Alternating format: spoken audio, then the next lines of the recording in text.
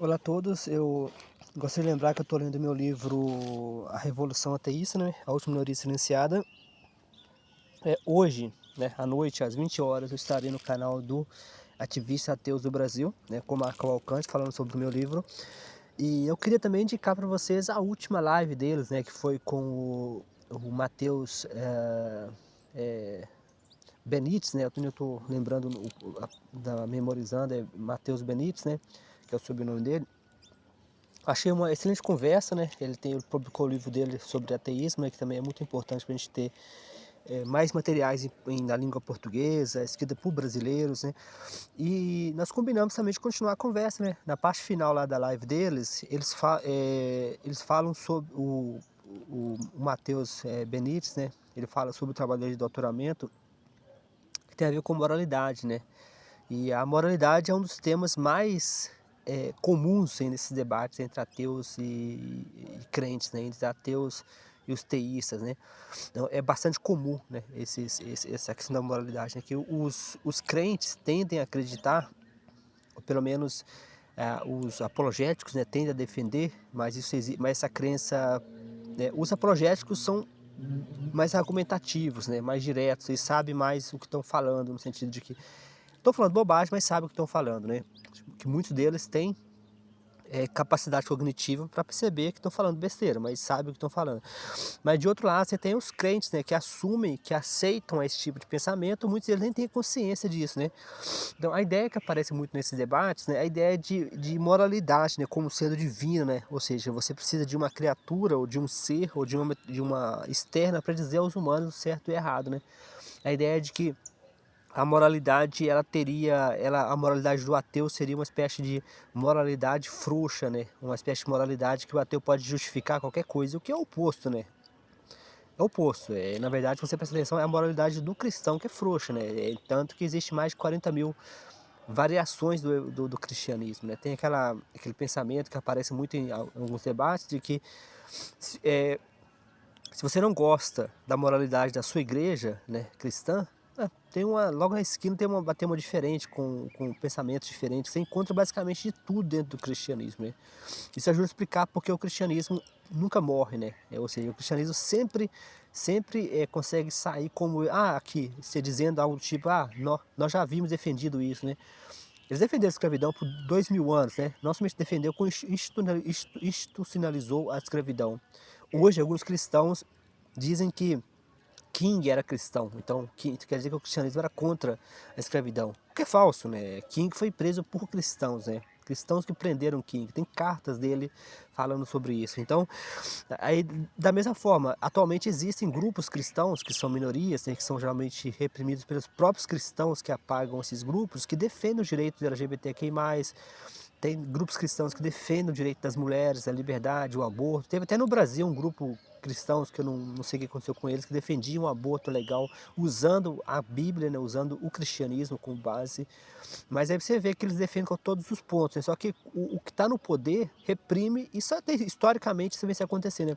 Toda vez que o cristão está no poder, ele reprime não somente aqueles que não são cristãos, como os cristãos que pensam de forma diferente, né? Eu já vi, eu estava vendo um debate uma vez sobre o criacionismo, né? Era um debate entre o Rames, né? Kent Rames, né? Que é acho que, eu não sei se ele é o líder daquele Answer in Genesis, né? Que é uma tentativa de amarrar a ciência com o cristianismo, com o criacionismo, versus Bill, né? Neil Bill, né? Que é aquele divulgador científico, né? O Science Guy, né? O garoto da ciência, né? E uma coisa que Bill perguntou para o Ram, que está totalmente correto, e os cristãos que não compartilham da sua visão do criacionismo, né? Que ele tenta vender a ideia de que aquilo deveria ser uma espécie de regra geral, né? E o Bill fez muito bem, Neil Bill, né? Que é questionar, e os cristãos que não compartilham a sua visão, né? Mesmo no passado, há muito tempo no passado, no meu livro, seria a Bíblia, um livro científico, eu tenho algumas passagens que eu falo disso, né? Da questão de que haviam cristãos no passado que não dizer que acreditavam, mas estavam confortáveis com a ideia de que a Terra poderia ser antiga, né? A teoria da Terra jovem, né? Que é muito comum no cristianismo, que supostamente a Terra começou a humanidade começou em torno de 4.000, 6.000 anos atrás, né? O que é totalmente falso, né? O Anson e Genesis, por exemplo, eles criam museus bem organizados, com museus com fósseis, né? E mudam as datações, né? Inclusive nesse debate entre o Neil Bill e o Kent Ham, né? Você vê basicamente que chega a ser triste, né? Chega a ser patético, né? Quando você vê a parte dos criacionistas. Mas basicamente é isso. Eu quero convidar vocês hoje, às 8 horas, para a live lá no canal Ativista Ateus do Brasil, com o Marco Cavalcante. Queria também convidar vocês a já agendar, né? Daqui 2 semanas eu vou receber no meu canal, com muito prazer, o Matheus.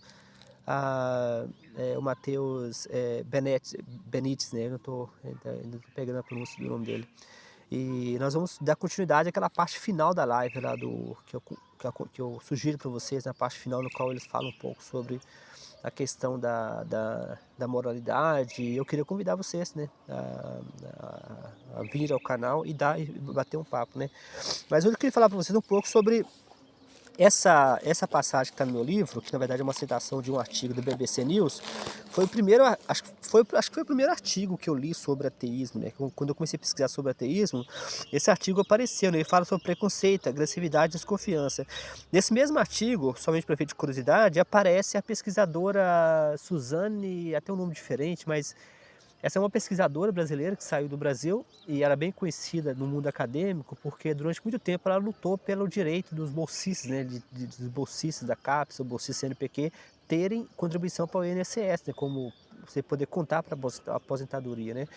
E, e ela comenta, não ela comenta, não sei se foi ela que comentou, mas acho que pegaram, não sei, acho que ela não deu uma entrevista diretamente, mas aparece ela uma foto dela e aparentemente ela comentou com alguém, ou comentou em alguma entrevista, de que a mãe dela sugeriu que ela não se declarasse como ateia, né? Ou seja, então tecnicamente ela era cientista, ateia, mas nunca se declarou, né? Porque é conselho da mãe, né? Pra você ver como que é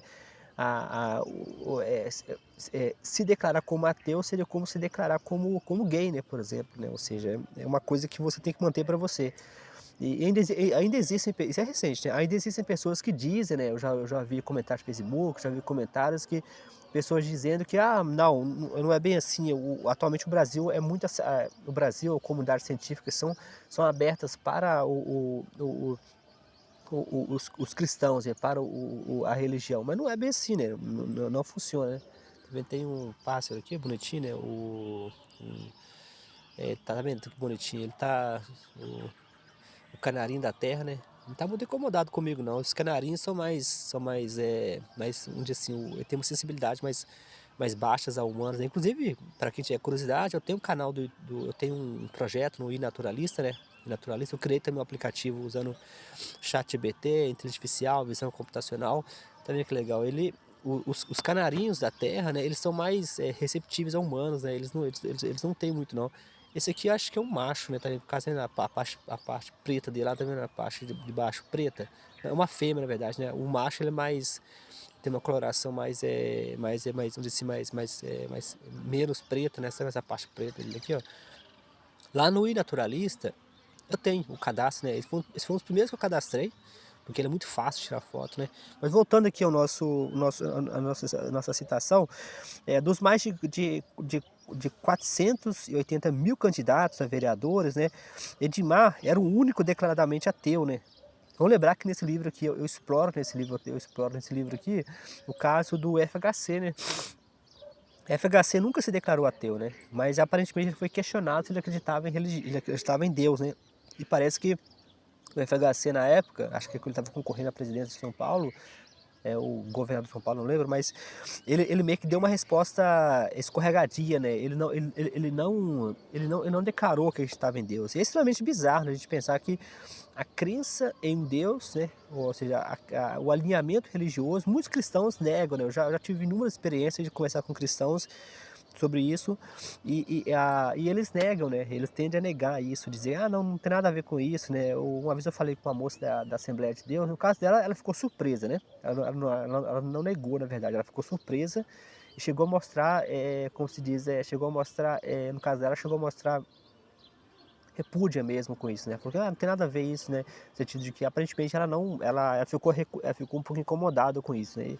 Mas e ficar incomodado não é o suficiente, é preciso que a gente haja, né? Aonde que eu moro aqui, né? Onde que eu moro, eu fiz uma pesquisa que eu mesmo coletei os dados, né? Eu mesmo fui lá, coletei os dados de rua, né? Tá publicado no meu blog de onde que eu moro, no qual eu coletei os dados para vereador, né? Na época era como existe uma nova lei que proíbe você de fazer pesquisa de opinião durante as eleições, eu fiz antes das eleições, né?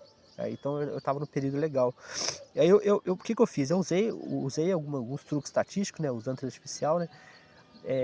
Foi até a ferramenta que eu criei, chama CheatChat, né? Que é a ferramenta usa artificial para fazer análise estatística, no qual eu mostrei que o vereador que estava no poder, né, o vereador que estava atualmente no poder, tinha preferência entre os católicos, né? Ou seja, ele basicamente foi eleito pelos católicos, né? O vereador atual, que foi eleito, ele na verdade participava também da coligação da fé, né? Ou seja, a coligação da fé, que são vários partidos que se unem sobre a ideia da fé. Onde que eu moro, por exemplo, teve uma época, uma vez que eu escrevi uma postagem de blog sobre o vereador atual, né, que foi eleito, no qual o vereador usou, né, usou Eclesiastes em uma reunião pública, né? Eu fiz uma postagem de blog chamando a atenção, mandei para ele uma cópia, claro que não respondeu, né? Mas usando Eclesiastes, né? Aquele passagem da Bíblia em uma reunião pública, né? E teve também um grupo também que ficava rezando, né, na reunião pública. Até que um dia eu decidi levantar e falar, né? Eu sou ateu, eu não me sinto confortável, né, com vocês rezando vocês rezando. Tá vendo aqui, pessoal? Tem um outro passo muito bonito aqui perto. Aqui eu vejo se eu consigo ver ele para vocês. Ele é difícil de ver. É o boi, né? É o pássaro boi, né? Ele é muito bonito, né? Ele é preto. Ele tá por aqui, ó. Ele fica escondido, né? Ele fica sempre escondido. Ele é mais difícil de ver. Tá ouvindo ele cantando, ó? Lá no iNaturalista, eu cadastrei ele, né? Mas ele é difícil de ver. Ele é meio chatinho. Ele não gosta muito de aparecer, não. Mas consigo ver ele pra vocês aqui, só pra vocês poderem ver ele. Também tá escondido. Dá pra você só ver o canto dele, mas tá escondido. Tá escondido. Olha ele aqui, ó. Olha ele ali, ó. Olha ele, o boi. Né? O pássaro boi. Não sei se dá pra ver aqui da câmera, mas tá ali, ó, escondido ali, ó. Ele no chão ali, Não sei se dá pra ver. Deixa eu colocar pra vocês um. Aqui não mexer muito. Aí já foi embora. Ele é mais difícil. Ele é o pássaro boi. Muito bonito, né? Mas ele é bem mais arisco do que o. Acho que não deu pra ver, não sei. Ele já foi já. Mas ele é bem mais arisco do que o canarinho. Mas voltando aqui, aonde que eu fiz essa reunião, na verdade eu pedi o pessoal parar, né? Eu comentei que eu era ateu, falei que me incomodava. É óbvio que ficou uma coisa chata, né? Sempre fica, né? Especialmente quando você é minoria, né? E basicamente todos os vereadores, né? Esse vereador novo que veio agora, ele veio também com discurso religioso também, né? Ou seja, a região onde eu moro, a enquete que eu fiz é de maioria católica, né? Os católicos, se eu não me engano, são metade, né? Aqui tem muita igreja, que é as igrejas católicas, tem uma igreja na Pedra, né? Nossa Senhora da Lapa. Na Wikipédia lá, eu coloquei as fotos, né? Tinha até melhorado as fotos, mas alguém foi lá e mexeu o negócio e me tirou a paciência. Então, basicamente é isso essa passagem, né? Essa passagem é de um vereador, né, que se declarou ateu. Ele comenta que algumas pessoas até eram curiosas, né? Algumas pessoas eram curiosas, né, para saber como que você... Ele comenta aqui, ó, enquanto umas curiosidade em saber como um ateu lida com a questão cruciais da vida, como morte, doença e outros, né? Talvez as pessoas não consigam falar a palavra moralidade, né? Moralidade, né?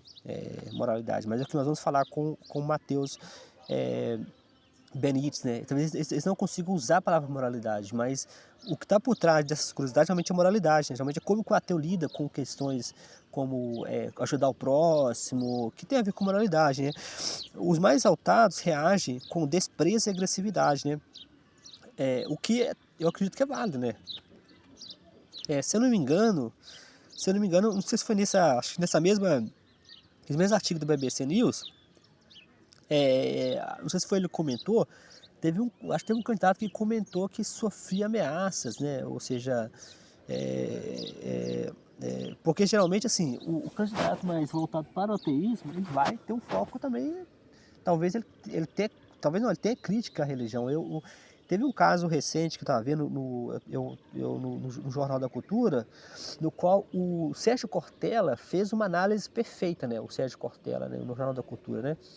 E era sobre a questão da gravidez precoce, né? Gravidez de adolescentes. O Brasil tem um número elevadíssimo de gravidez na adolescência, o que é um perigo para a mãe, né? Diabetes, pode desenvolver doenças precoces como diabetes. E tem também porque o fato de que isso acaba comprometendo o futuro dessas jovens, né? Que elas abandonam a escola, coisa e tal. O Sérgio Cortella, que é um ateu, fez uma análise perfeita, né? Fez uma análise muito precisa e cirúrgica. Mas ele em nenhum momento ele mencionou a causa. É o cristianismo, né? O cristianismo historicamente é contra a educação sexual, mesmo que isso significa punição massiva. O Bertrand Russell, no livro dele, em 1930, ele comenta que na época dele os cristãos não queriam educação sexual porque eles queriam que os pecadores fossem punidos, né? A sífilis, né, que é a doença que pode ser evitada com uma educação sexual, uma doença que é evitável com uma boa educação sexual. A sífilis era vista como uma punição aos pecadores, né? Ou seja, que bizarrice, né? Lembrando que a sífilis ela não escolhe se você é casado, se não é casado. Se o marido trai a esposa, o que é muito comum, ele passa sífilis para a esposa, né? Ou seja, mesmo uma pessoa. E a sífilis, ela passa para o feto, né? E tem inúmeras doenças que podem ser causadas para o feto, né? Para você ver que maluquice, é uma cadeia de consequências que acontece porque os cristãos querem punir os pecadores, né? É, é o, é o padrão de punição coletiva, né? Então, basicamente é isso, pessoal. Eu queria falar com vocês hoje sobre isso, né? Sobre a questão da... Hoje eu criei esse corte do meu livro, né? Lembrando que o livro que eu estou lendo, né? Com vocês um pedaço, é o A Revolução Ateísta, a Última Minoria Silenciada. Lembrando que hoje eu estarei no canal do Ativista Ateu do Brasil, com Marco Cavalcante, né? Às 8 horas da noite, né? Esse é um horário experimental, eu não gosto muito desse horário, para ser sincero. Eu também vou fazer esse mesmo horário com o Marcos, com o Matheus Benites, né? O mesmo horário.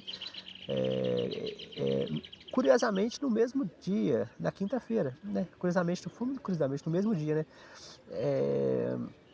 E esse horário é um horário experimental, né? Eu não sou uma figura noturna, né? Eu gosto mais de trabalhar na parte da manhã, como vocês podem ver. É isso. Por isso, um abração a todos.